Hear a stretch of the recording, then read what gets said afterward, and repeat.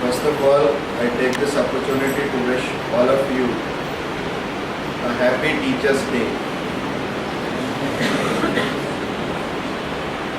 Although I am against the word teacher, and I will never like that you are called as a teacher. I will like that you are called a guru, and because teacher has a limited meaning and guru has a widespread, very widespread meaning. गुरु वह जो हमें अंधकार से प्रकाश की ओर ले जाए, गुरु वह जो हमें असत्य से सत्य की ओर ले जाए, और गुरु वह जो हमें जागने से जागरण की ओर ले जाए, गुरु वह जो हमें बेहोशी से होश की तरफ ले जाए। यानी गुरु के मायने बहुत विस्तृत हैं। गुरु वह जो हमें बूंद से सागर बनाए, गुरु वह जो हमें सीप से मोती बनाए। यानी anybody who can transform our life is a guru,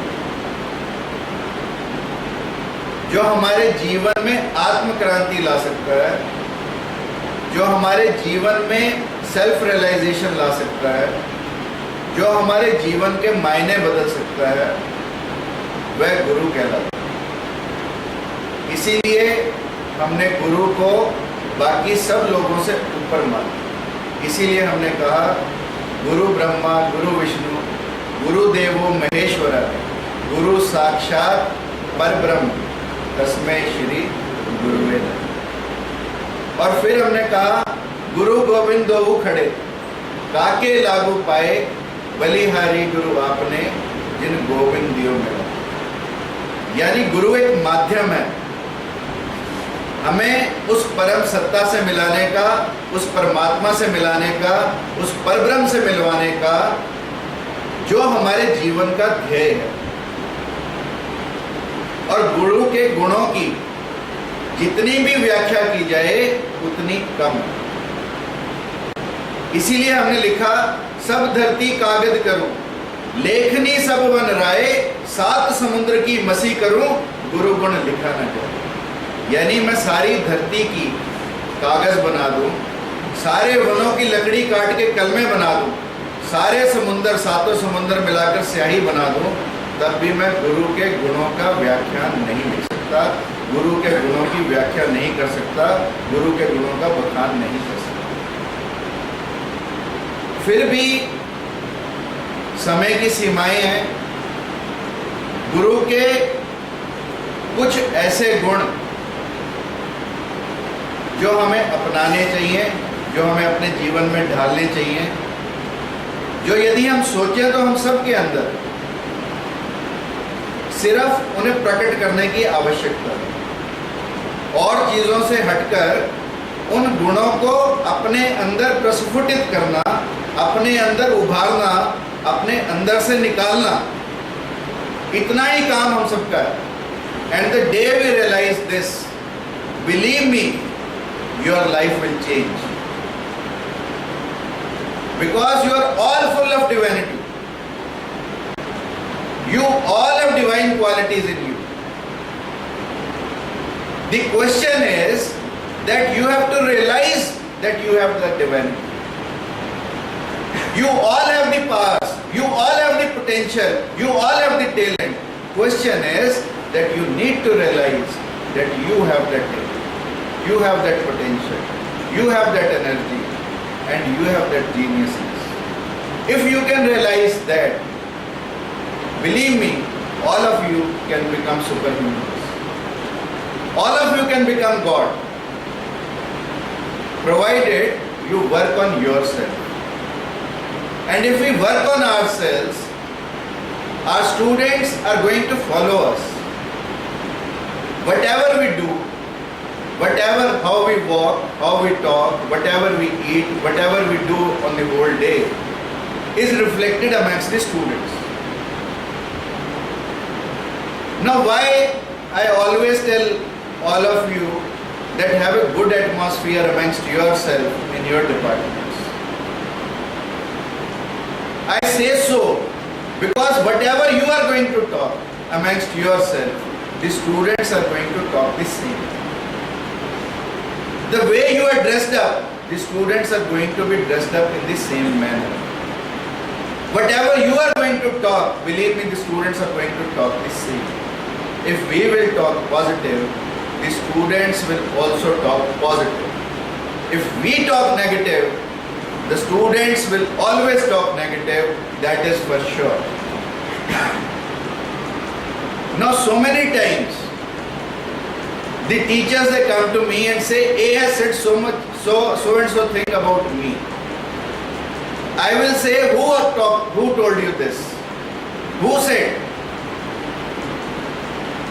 No, they will say, students were telling you. If students are to tell you about what your principal tells you or what your colleagues are telling you, believe me, nobody on earth can save you. You have to be sure that the thing which is coming to you is coming from whom? So many times we believe on the subordinates who will tell us wrong things. So many times we believe on our juniors who will always tell us wrong things about others. So many times we believe the students, believe me, they are very selfish.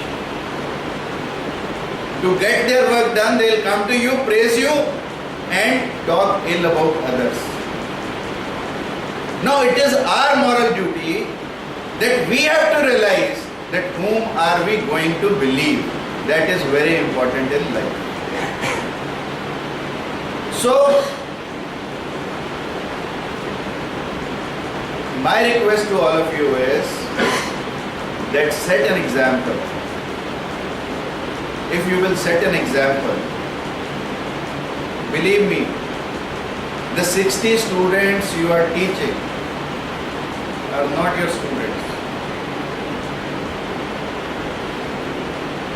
For 60 years, they are your promoters.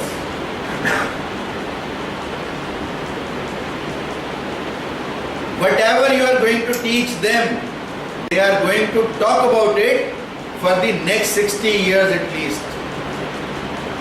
If the average age you are teaching is 20 and the average lifespan next after 20 will be 60 more years. So for 60 years, they are going to talk about you whether you are on earth or you are not. We have 30 years left with us, but they have 60 years left with them. They will talk further 30 years about us even if we leave this earth. We talk about teachers who have lived centuries ago. Why? Because they have left examples. They have left a line for us to follow. They have left a track for us to follow. They have left a path for us to tread. So it is up to us that what high standards we set for ourselves so that we can lead this student community by our own example. There is no life for learning. We have to learn every day. And that is very important. All those who are into continuing education stream are the ones who are going to succeed in their life. A day ago, one of the staff members posed me a question. And the question was very good in fact. He asked me, "Sir, how are you able to make presentations on different topics? While it is difficult for us to make presentation on our own topic itself." I said that I cannot answer this in 1 minute or in one single day. This is an ongoing process. If I think that I can make a presentation in one single day, I am befooling myself. It is over the years. I have left no time, I have left no opportunity to teach myself. Dr. Radhakrishnan, whose birthday we are celebrating today, said that we can learn anything from anywhere, and our best teachers are our students. They are not the books, he said. He said our best teachers are our students. We have to learn from our students to become good teachers. Wherever I have gone, I have come back with not any loads of any other things, but of books. My question to that staff member was that do you own a library at your place? Do you have a shelf full of books at your place? If it is so, you can certainly do something. If it is not, because you see, we have to be in continuous education. Daily we have to learn something. Daily we have to update ourselves. Daily we have to educate ourselves. And if we can do that, certainly we can make presentation on any topic. So it is continuous learning, it is daily teaching, it is an ongoing process, it is minute to minute teaching. Every minute teaches you something. And if you leave this opportunity, life is made up of time only. Nothing else. It is up to us that how we utilize this time.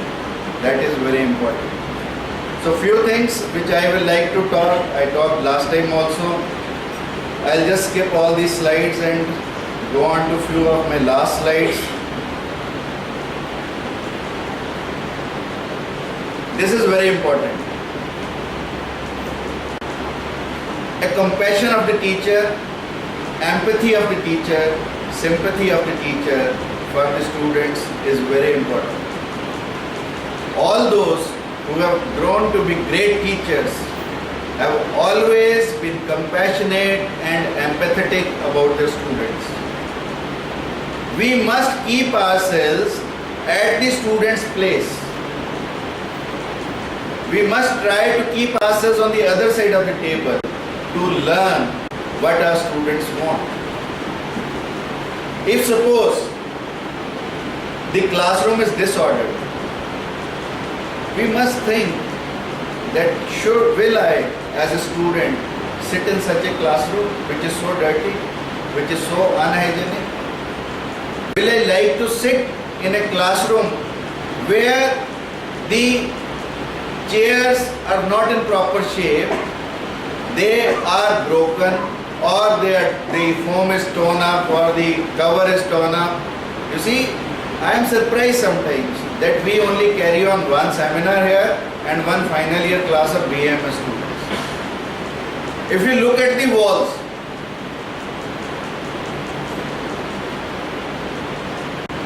and see the life, we did it only a year ago, and if we now look at I came 3 days ago to this, or 5 days, or maybe a week ago, I was surprised. At least 30 chairs, they were mutilated, I will say. They were in such a bad shape. Now where we sit, if we cannot make it a proper place to sit, हमारे घर में कोई फटी चीज़ होगी हम repair करेंगे ना, हमारे घर में कहीं गंदी होगी चीज़ तो हम साफ करेंगे ना, तो ये तो घर नहीं है, ये मंदिर है। ये हमें डिफरेंशिएट करना कि हम इसे शिक्षा का मंदिर कहते हैं, हम इसे पूजने की जगह कहते हैं, और फिर भी हम इसे गंदा। Is it not our collective responsibility? हमारे आगे मिट्टी पड़ी है, कहाँ मर जाती है हमारी संवेदनाएं कि हम गंदे क्लासरूम्स में कागज फेंके हुए, मिट्टियां भरी हुई, और उनमें क्लास लेते हैं जाकर। क्या हमारा दायित्व नहीं बनता कि हम पहले उस क्लासरूम को साफ कराएं, बच्चों को एक अच्छी बैठने की जगह दें, बच्चों को एक साफ सुथरी बैठने की जगह दें, साफ सुथरा एटमॉस्फेयर दें, ताकि उनका भी पढ़ने का मन लगे। And what stops us? It's a very small effort. Even अगर हम जाके क्लासरूम में कागज बिखरे हुए हैं, सब स्टूडेंट्स को मिलके कहेंगे आओ आज हम कागज उठाएं, तो it's half a minute job, doesn't take much. Only thing is that we need to have small amount of compassion. हमें लगे कि हम स्टूडेंट्स जो हमारे को फीस दे रहे हैं, हम अपने लेक्चर में उनके साथ उतना शेयर करके जा रहे हैं कि नहीं, उतना दे के जा रहे हैं कि नहीं, उनका उतना फायदा पहुंचा के जा रहे हैं कि नहीं, ये हमारी रिस्पॉन्सिबिलिटी। सो हमारे अंदर बच्चों के लिए संवेदनशीलता जगे, ये बड़ा इम्पोर्टेंट है। समटाइम्स आपको सज़ा देनी पड़ती है, वो सज़ा कोई इसलिए नहीं होती कि हम किसी बच्चे का नुकसान करना चाहते हैं, सज़ा इसलिए देनी पड़ती है कि वो अपने जीवन में सुधार लाए। मैंने बार बार उदाहरण दिए हैं जिराफ के, बार बार उदाहरण दिए हैं चील के। यदि आप देखें giraffe, mother giraffe, if she is to deliver a baby, she will deliver it in standing position and will choose a rock which is the hardest. जंगल में एक ऐसा पत्थर या ऐसी शिला चुनेगी जो हार्डेस्ट होगी और उसको खड़े मोड में डिलीवर करेगी अपने बच्चे को। अब वो बच्चा धड़ाम से उसके ऊपर गिरता है, छोटा सा बच्चा जब पैदा होता है तो धड़ाम से पत्थर के ऊपर गिरता है। अब केवल इतना ही नहीं करती कि उसको धड़ाम से पत्थर के ऊपर गिराती है, उसके पीछे जाती है, उसको तब तक टांगे मारती रहती है जब तक वो बच्चा चलने में और भागने में सक्षम नहीं हो जाता। तब तक जिराफ माँ अपने बच्चे को लाते मारती रहती है जब तक कि वो चलकर और भाग नहीं जाता। So do you think that mother giraffe is cruel? She is not. It is out of love, out of compassion that she is doing it, because she knows कि अगर मेरा बच्चा भागेगा नहीं तो अपनी जान नहीं बचा पाएगा। कोई शेर का बच्चा आके या कोई चीते का बच्चा आके उस बच्चे को खा जाएगा जो बच्चा भागने में असक्षम है। That is why she does it. It is out of compassion. And if we are doing something wrong or something punishable to the students, it is not for punishing them. It is for making their life more meaningful. It is for making their life more realistic. It is to make them realize that this is the mistake which you have committed and in future you should not commit this mistake. It is only a way of mending them. So we must work like that mother giraffe. We must work like the mother eagle, जो अपना घोंसला नुकीले कांटों और नुकीले पत्थरों से बनाता है। क्या हम सोचें कि ईगल या चील अपने बच्चे के प्रति असंवेदनशील है? कि बच्चा एक छोटा सा अंडे में से निकलता है और उसको नुकीले कांटे चुभते हैं, नुकीले पत्थर चुभते हैं। वो इसलिए ऐसा करती है कि उसका बच्चा घोंसले में ना रहे, घोंसले से बाहर निकले और ऊंची उड़ान भरे। और यदि हम भी चाहते हैं कि हमारे बच्चे ऊंची उड़ान भरें तो उस ऊंची उड़ान को भरने के लिए थोड़ी सी तकलीफ सहनी पड़ेगी, थोड़े से कांटे सहने पड़ेंगे, थोड़े से नुकीले पत्थर सहने पड़ेंगे। और वो कोई किसी की बुराई नहीं है, वो उनकी अच्छाई के लिए लिए गए हमारे द्वारा कदम है। परंतु हमारे अंदर करुणा बनी रहे, अंदर संवेदना बनी रहे। That is very important and that is why these 4 lines I have repeatedly said. गमों की आंच पर आंसू उबाल कर देखो, बनेंगे रंग किसी पर डाल कर देखो, तुम्हारे दिल की पीड़ा भी कम होगी जरूर किसी के पाँव का कांटा निकाल कर। ये जो स्वयं से काम कर रहे हैं, अपने आप घूम रहा है कोल्हू के बैल। अब उसने उससे पूछा कि हाउ इज इट पॉसिबल? उसने कहा इसमें कोई लंबी चौड़ी बात नहीं है, ये कोई बैल का तुम ये सोचो कि ये बैल की अच्छाई है, ऐसा नहीं है। मैंने बैल के गले में घंटी बांधी है, बैल घूमता है, घंटी बजती है। और जब बैल रुकता है तो घंटी नहीं आती आवाज़ तो मुझे पता लग जाता है, मैं फटाफट उठता हूँ, बैल के पीछे जाता हूँ, एक चाबुक मारता हूँ, बैल फिर चलने लगता है। तो बैल को हमेशा ये लगता है कि मैं उसके पीछे हूँ। तो इसलिए कोई ये सतयुगी बैल नहीं है, ये काम तो मेरी ट्रिक से कर रहा है। तो अब उस अंग्रेज तो अंग्रेज था, उसने सेकंड क्वेश्चन पूछा उससे कि मान लो ये बैल एक जगह पे खड़ा है और अपनी गर्दन हिलाता रहे, घंटी तो फिर भी बजेगी।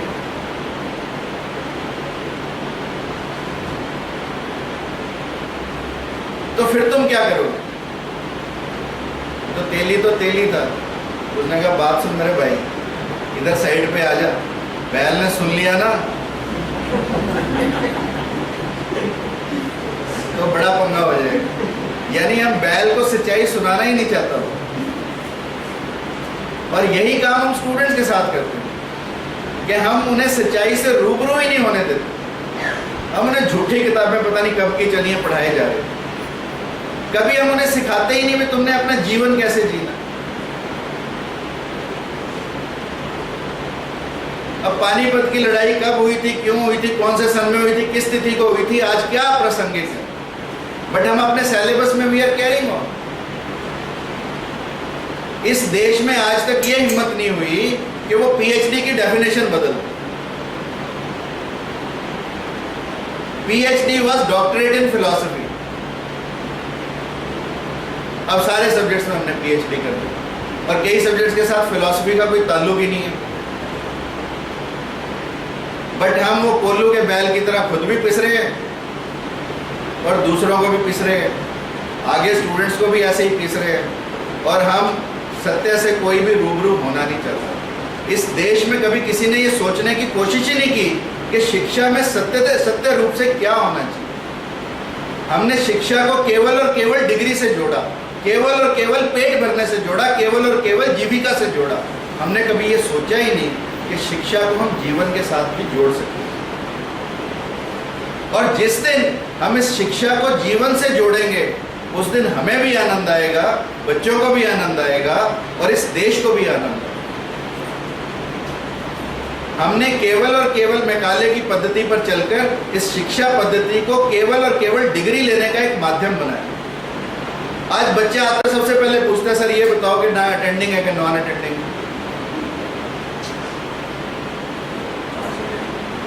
हाँ जी, पास होने की गारंटी अरुण देता है, मैं नहीं देता भाई। लोग पेपर बताने की गारंटी देते हैं, लोग पास होने की गारंटी देते हैं और डिग्री देने की गारंटी देते हैं, और ना हो तब भी गारंटी है डिग्री घर बैठ के मिल जाए। और उसी डिग्री से हमें नौकरी मिलती है, इसलिए वो डिग्री बहुत ज़रूरी है। हम उस पर अपना घर बार बेच के सब पैसे खर्च करते हैं। हमने व्यापार बनाया, किसी और का बनाया थोड़ी है, हम सबका बनाया हो। हम उसमें इक्वल रूप से भागी हैं, उसी पाप के हम भागी हैं जो पाप इस देश में सदियों सदियों से चला आ रहा है। तो जिस दिन हम सत्य को रियलाइज करेंगे, जिस दिन हम शिक्षा के साथ ट्रुथफुल हो जाएंगे, उस दिन टीचर्स डे सेलिब्रेट करने का आनंद आएगा, अन्यथा बिल्कुल नहीं आने का। अगर मेरी कोई बात बुरी लगे तो बुरा मत मानना, मैं क्योंकि एक एसेंट्रिक आदमी हूँ, कुछ भी कह सकता हूँ, कुछ भी बोल सकता हूँ। और I hope you will bear with me, क्योंकि 5 मिनट मेरे और है। सीखे कहीं से, ये थोड़ा सा इसमें क्योंकि मैं देख नहीं पाया, ये पावहरी बाबा है एक्चुअली, भंवरी बाबा लिखा, पावहरी बाबा है। ये स्लाइड मैंने सुबह ही ऐड कराई है।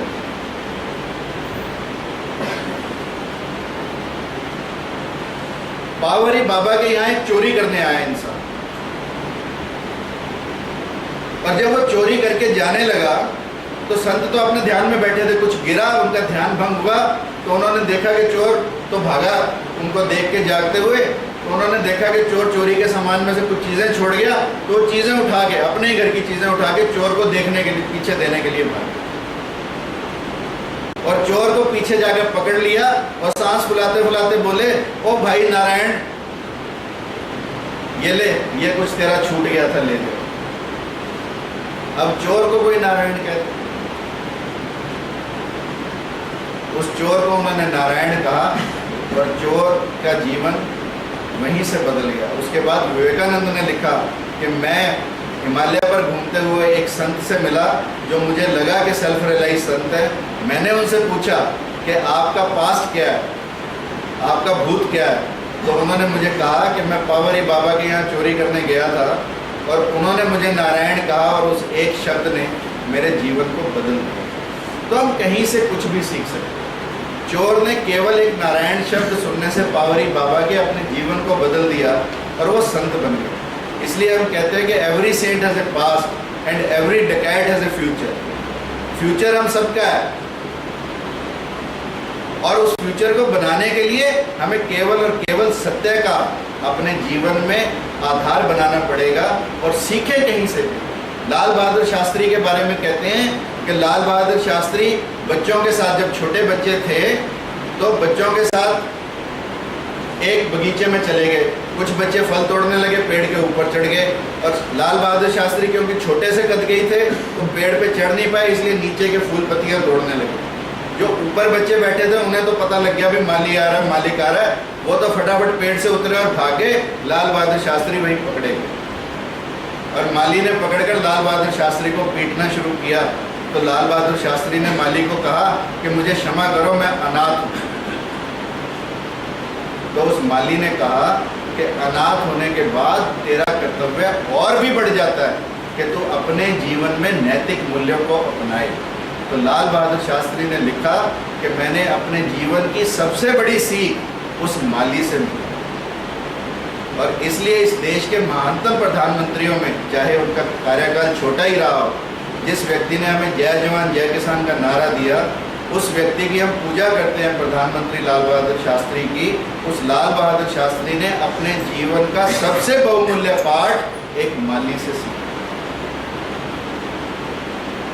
शिवाजी मराठा समर्थ गुरु रामदास के पास गए तो उन्होंने उनको तीन चीजें दी। तीन चीजें क्या दी? एक तो मिट्टी दी, एक घोड़े की लीक, आप सोचो कोई गुरु किसी को घोड़े की लीक दे, और एक नारियल। शिवाजी को समझ में नहीं आई इन तीनों बातों का मतलब। अपनी माँ के पास गए और माँ को कहा कि गुरु ने ये प्रसाद दिया और प्रसाद में आप सोचो घोड़े की लीक। तो माँ ने समझाया कि देख, गुरु ने मिट्टी तो इसलिए दी कि तू इस मिट्टी का पति बने, भूपति बने, महीपति बने, और घोड़े की लीद इसलिए दी कि तू अपने घोड़े के अस्तबल बनाकर घोड़े पर सवार होकर इन मुगलों का सामना कर। और नारियल इसलिए दिया कि नारियल बाहर से कठोर और अंदर से कोमल, कि तू बाहर से कठोर बना रहे परंतु अंदर से अपनी कोमलता को कभी अपने जीवन में खत्म मत करना। और इसीलिए हम शिवाजी को महान शिवाजी कहते हैं, इसलिए शिवाजी महान, क्योंकि अपने जीवन में अपनी कोमलता को खत्म नहीं होने दिया। और नारियल के अंदर होता क्या? रस। उस रस को कभी समाप्त नहीं होने। तो शिवाजी ने लिखा कि मेरी गुरु मेरी माता, मैंने अपनी माँ से जितना कुछ सीखा वो मैंने अपने जीवन में कहीं से नहीं सीखा। और कहते हैं कि शिवाजी के जीवन में जितना उनके माँ का रोल था, चाहे उन्होंने अनपढ़ माँ परंतु महाभारत जानती थी, रामायण जानती थी, रामायण और महाभारत की कहानियाँ सुना सुना कर एक छोटे से अबोध बालक को इतना बड़ा योद्धा बनाया। ये एक माँ ही कर सकती है सृजन का काम, और कोई नहीं कर सकता। दूसरा अध्यापक कर सकते हैं या शिक्षक या गुरु कर सकते हैं। और हमेशा अपने हुनर को संवारते रहे। आज बहुत बड़े बड़े कॉलेज, विश्वविद्यालय, यूनिवर्सिटीज हैं, बहुत बड़े बड़े एसी कमरे हैं, उनके बाहर बहुत बड़ी बड़ी प्लेटें हैं जिन पर बहुत बड़ी बड़ी लंबी लंबी डिग्रियां हैं, परंतु ढूंढने से इंसान नहीं मिलते। इसलिए नहीं मिलते क्योंकि हम अपने आप को कभी संवारने की कोशिश नहीं करते। एक लकड़हारा था, पहले दिन उसने 12 घंटे में 12 क्विंटल लकड़ियां काटी, अगले दिन उसने 8 घंटे में 6 क्विंटल लकड़ियां काटी, उससे अगले दिन 6 घंटे में 2 क्विंटल लकड़ियां काटी। तो उससे पूछा उसने कहा मुझे समझ में नहीं आ रही। किसी के पास पूछने गया कि why my efficiency is decreasing day by day. दूसरे का तो कितने घंटे काम किया, उसने कहा पहले दिन 12 घंटे काम, अगले दिन फिर काम किया, तीसरे दिन फिर काम किया, but my efficiency is decreasing, why it is happening. तो उस व्यक्ति ने कहा कि तुमने जितना पेड़ काटने में समय लगाया उतना क्या कभी अपनी कुल्हाड़ी को तेज करने में भी समय लगाया? काटने के बाद अपनी कुल्हाड़ी को रोज तेज करना, तो अपनी एफिशिएंसी को देखना। हम एक लेक्चर देकर ये मत समझें कि हमारा काम पूरा हो गया। We must prepare for the next and continue to sharpen our axe. If we will continue to sharpen our axe, certainly we will become a great teacher. And this is my last and final slide. सीखते रहें अंत तक। क्यों? Socrates के बारे में कहते हैं कि उसे जहर देकर मारा गया, परंतु जहर देने की तिथि जब फिक्स की गई, मान लो 6 सितंबर की गई, तो 5 सितंबर को सोक्रेटिस ने उस जेल में देखा कि एक व्यक्ति बहुत ही अच्छे पक्के राग में गाने गा रहा। सोक्रेटिस उसके पास गए और उसे कहा कि क्या तुम मुझे ऐसा गाना सिखा सकते हो? वो व्यक्ति सोक्रेटिस पर हंसा कि कल तो फांसी होनी है तेरे को, आज तो गाना सीखना चाहता है। तो सोक्रेटिस ने कहा कि मैं परमात्मा को, जिसने मुझे ये जीवन दिया, जिसने इतना बहुमूल्य जीवन दिया, जाकर ये नहीं कहना चाहता कि मैंने इस जीवन में अंत तक कुछ नहीं सीखा। I want to tell the God that whatever time you have given to me, I have utilized it to the utmost and till the end. If I can do that, I will certainly. और सीखने की कोई as नहीं, इसलिए मैंने शुरू में ही कहा कि सीखने की कोई एज नहीं। सीखते रहो, सीखते रहो, सीखते रहो और अंत तक सीखते रहो, अपनी अंतिम सांसों तक सीखते रहो। और सार्थक को छोड़ व्यर्थ का पीछा अपनी लाइफ में कभी मत करो। इट इज़ वेरी इंपॉर्टेंट, क्योंकि हम अननेसेसरी बातें, अननेसेसरी चीज़ों के पीछे ज़्यादा घूमते हैं, और जो पर्पसफुल चीज़ें हैं, जो चीज़ें हमारे लिए इम्पॉर्टेंट हैं, उनको कहीं छोड़कर कहीं और चीज़ों पे अपना समय ज़्यादा बर्बाद करते हैं। लोग मेरे पास आते हैं एक दूसरे की आपस की बातें बताने के लिए, कभी संस्था की भलाई बताने के लिए। बहुत थोड़े से लोग आप में मौजूद हैं जो मेरे पास आते हैं और कहते हैं कि सर हमें ये चीज़ें चाहिए। ज़्यादातर लोग एक दूसरे की बुराई करने आते हैं। मौका मिलना चाहिए उन्हें मेरे पास खड़े होने का, and they will start talking all these rubbish things, but I don't listen because I don't want to waste my time on this.